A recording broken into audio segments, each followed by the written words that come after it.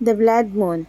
Alam niyo ba, every time na nangyayari ang blood moon, maraming cultures ang naniniwala na ito ay powerful time of transformation. Sa Bible, nabanggit ang moon turning into blood as a sign ng malaking pagbabago. Some people believe na it symbolizes endings and new beginnings. Pero on spiritual side, the blood moon is like a cosmic reminder na kailangan natin mag-let go ng mga bagay na hindi na para sa atin. Ito yung perfect moment para mag-reflect. Sabi nga ng iba, during a blood moon, the energy is super intense.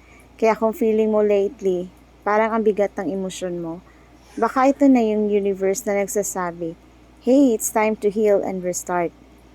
So if makikita mo ang blood moon, don't just look at it as a rare celestial event. Tingnan mo siya as a sign for your own journey.